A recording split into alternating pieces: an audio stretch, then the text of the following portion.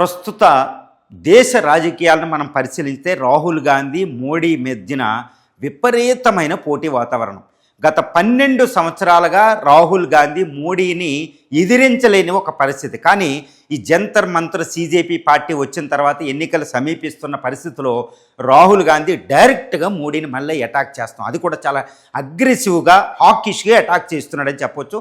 రాహుల్ గాంధీ ఒక స్టేట్మెంట్ అంటే దేశ రాజకీయాల్లో ఇప్పుడు పెద్ద చర్చనీయాంశం. ఏమని అంటున్నాడు రాహుల్ గాంధీ అంటే, నరేంద్ర మోడీ యొక్క రాజకీయ జీవితం ముగిసింది కాబట్టి ఇప్పుడు ఆర్ఎస్ఎస్ సంఘ పరివారం రాజకీయ వారసుని, మోడీకి రాజకీయ వారసుని వెతుకుతున్నారు కాబట్టి మోడీ తరం ముగిసింది అనుకుంటూ ఆయన ఒక పెద్ద స్టేట్మెంట్ రిలీజ్ చేశాడు.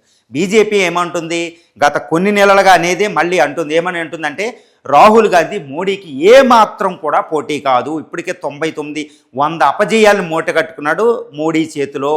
కాంగ్రెసే తనకు తాను అస్తిత్వం కోల్పోయే పరిస్థితిలో ముడిగిపోయే వాడ కాబట్టి రాహుల్ గాంధీ మోడీకి వారసు, మోడీకి ప్రత్యామ్నాయం ఎప్పటికీ కాలేడు అన్నట్టు మాట్లాడుతున్నారు. ఇది పరిస్థితి. కానీ ప్రస్తుతం రాహుల్ గాంధీ టార్గెట్ చూస్తే మోడీని అడ్డగిస్తేనే ఇక తప్పనిసరిగా నేను అధికారంలోకి వచ్చేస్తాను, నా పిఎం డ్రీమ్ అనేది స్వప్నం నిజమవుతుంది, మోడీ పడిపోతే చాలని రాహుల్ గాంధీ అనుకుంటున్నారు. ఇది చాలా తప్పండి. ఎందుకంటే బీజేపీ ఆర్ఎస్ఎస్ సంఘ పరివారం ఏంటంటే ఒక లీడర్ మీద ఆధారపడలేదు. ప్రస్తుతం చూస్తే బీజేపీ ఏంటంటే మోడీ ఆరా మీదే డిపెండ్ అయి ఉంది. మోడీ యొక్క తేజస్సు ఆరా మీద, ప్రజాదరణ మీద డిపెండ్ అయింది. కానీ మోడీ వారసుని వెతికే కెపాసిటీ వాళ్ళకు ఉంది. మళ్ళీ అదే తేజస్సుని ఆల్రెడీ క్రియేట్ చేసి ఒక ఆరాని మంచి ఫిగర్ని అక్కడ పెడతారు. చూడండి, వాజ్పేయి, అద్వానీ తర్వాత షా మోడీని తయారు చేశారు. అలాగే ఇంకొకరిని తయారు చేస్తారు వాళ్ళకి అంతటి ప్రచారం, ఇదంతా పర్వం కింద బ్యాక్గ్రౌండ్ ఇవన్నీ ఉంటాయి. మరి కాంగ్రెస్కి సేవాదాళ్ళు ఇప్పుడు స్ట్రాంగ్గా లేదు, కేవలం కాంగ్రెస్ పార్టీ ఉంది. ఆర్ఎస్ఎస్ లాగే ఇక్కడ కింద కార్యకర్తలు వీళ్ళు భయంకరంగా క్రియేట్ చేసే పరిస్థితి ఏమీ లేదు.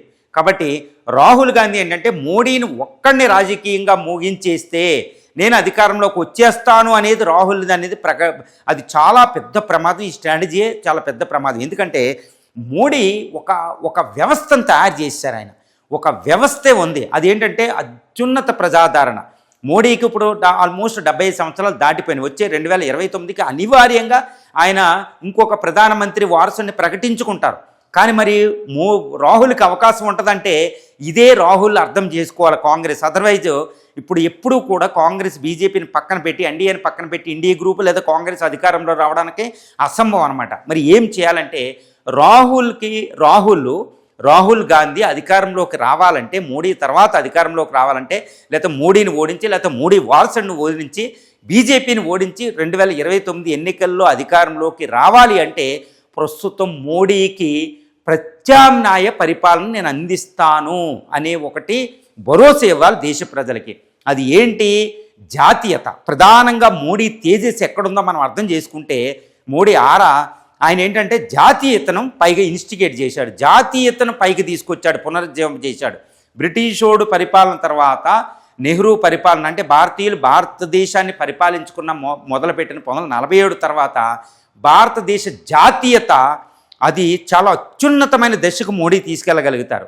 అది చాలా జాగ్రత్తగా ఇంప్లిమెంట్ చేస్తారు. చూడు, ఇప్పుడు మోడీ అంటే భారతీయత భారతీయత భారతీయత, వేరేది ఏదన్నా అంటే విదేశీయత అనే టైప్లో తీసుకొచ్చింది. చూడండి, ఆయన హిందీ ఉపయోగించడం, హిందీ పదాలు G20లో మన పదాలు ఉపయోగించడం, విశ్వ గురువు అనేది ఇవన్నీ ఏంటంటే ఒక జాతీయత పునరుజ్జీవింపజేశాడు. మరి కాంగ్రెస్ రాహుల్ ఏం చేయాలి? మళ్ళీ ఆయన కూడా దానికి ప్రత్యామ్నాయం కాబట్టి నేను అధికారంలోకి వచ్చే భారతదేశాన్ని ప్రపంచంలో సూపర్ పవర్ చేస్తాను అనే పదం ఎప్పుడూ రాదు. ఇప్పుడు అదే మోడీ అంటాడు, విశ్వగురువుని చేస్తానంటాడు. అలాంటి పదాలు మాట్లాడుకుంటే ఎంతసేపు కూడా మోడీ వ్యక్తిత్వాన్ని కొట్టడం, మోడీ పరిపాలన బాగోలేదంటే కాదు, ప్రజలకు మోడీ వెళ్ళిపోతే నేనేమి ఇస్తాను అనేది మాట్లాడరు. ఈ విధంగా ఆయన జాతీయతను అత్యున్నతమైన స్థాయికి తీసుకెళ్లిన విధానానికి రాహుల్ ప్రత్యామ్నాయం ఇప్పుడు ఏదీ పెట్టలే.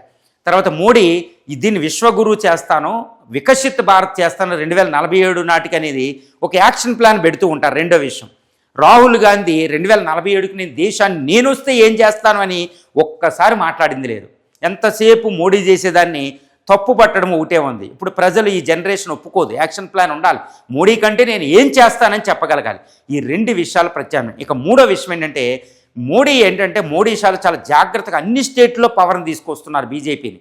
కాంగ్రెస్ ఏంటంటే ఇంకా మోడీ వచ్చిన తర్వాత ఉన్న స్టేట్లు కూడా కోల్పోతూ వచ్చింది. స్టేట్లలో పవర్ అంతగా లేదు. వీళ్ళు కింది స్థాయి నుంచి బీజేపీని పైకి తీసుకొస్తున్నారు. ఇది మూడవ విషయం. ఇక్కడ రాహుల్ మోడీ వ్యవస్థ ముందు పనిచేయడంలే. ఇక నాలుగో విషయం ఏంటంటే ఇక్కడ ఆర్ఎస్ఎస్ బీజేపీ వెనకాల సంఘ పరివార్ విహెచ్పి, తర్వాత ఆర్ఎస్ఎస్, ఇంకా 2500 ఆర్గనైజేషన్స్ పనిచేస్తున్నాయి. అవన్నీ బీజేపీని రాజకీయంగా శక్తివంతం చేస్తున్నాయి. ఇక్కడ కాంగ్రెస్కి సేవాదళ్ అనేది ఒకప్పుడు ఉండేది, ఇందిరాగాంధీ వరకే. అది చాలా శక్తివంతంగా పనిచేసేది. ఇప్పుడు సేవాదళని రాహుల్ గాంధీ తీసుకొచ్చిన అక్కడ ఉన్నవాళ్ళు ఎవరు ఎమ్మెల్యేలు, ఎంపీలు, ఈ కూతుళ్ళు, కొడుకులు.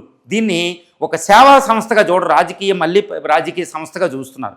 కాబట్టి ఆర్ఎస్ఎస్ సంఘ పరివారికి ప్రత్యామ్నాయంగా కాంగ్రెస్ కింద వెనకాల బ్యాక్గ్రౌండ్లో వర్క్ చేసే వ్యవస్థ లేదు. ఇది బీజేపీకి శక్తివంతమైన వ్యవస్థగా మోడీకి వెనకాల ఉంది. ఇది కాంగ్రెస్ రాహుల్కి లేదు. అంత ఈజీ కాదు విని సాధించడం. రీసెంట్గా వెస్ట్ బెంగాల్లో ఎన్నికల్లో అది బయట పడిపోయింది, కాంగ్రెస్ బలహీనత. ఇది నాలుగో విషయం. ఇక ఐదో విషయం ఏంటంటే ఇప్పుడు జెన్జీ ఆస్పిరేషన్స్ని ఇప్పుడు కాంగ్రెస్ లేదు, బీజేపీ లేదు, కానీ బీజేపీ ట్రై చేస్తుంది మోడీ గారు. కానీ కాంగ్రెస్ వీళ్ళది హైజాక్ చేయడానికే ట్రై చేస్తుంది, కానీ జెన్జీని ఆ పొటెన్షియల్ను ఉపయోగించుకోవడానికి రాహుల్ తయారు చేయడంలే. కాబట్టి ఇది ప్రతిపక్షానికి ఉపయోగపడదు. ఇది ఐదో విషయం. ఈ విధంగా మోడీకి ప్రత్యామ్నాయంగా రాహుల్ గాంధీ కనపడకుండానే ఎంతసేపు తప్పు పట్టడం కాదు, కార్యాచరణ చూపించాలి. 2029లో కాంగ్రెస్ పక్షాలు ఇండియా గ్రూప్ అధికారంలోకి వస్తే ఇండియాని ఏం చేస్తాను అనే ఒక యాక్షన్ ప్లాన్ని, అది కార్యాచరణని దేశం ముందు రాహుల్ పెట్టలేకపోతున్నాడు. అంతే, అది పెట్టలేకుండా ఎంతసేపు మోడీ పనిచేయడు, ఇంకా అది ముగిసిపోయింది అంటే మాత్రం ప్రజలు ఒప్పుకోరు. మళ్ళీ మోడీకే పట్టం కట్టే అవకాశం ఉందన్నమాట. ఈ విషయంలో కాంగ్రెస్ చాలా జాగ్రత్తగా తీసుకోవాల్సిన అవసరం అయితే ఎంతైనా ఉంది.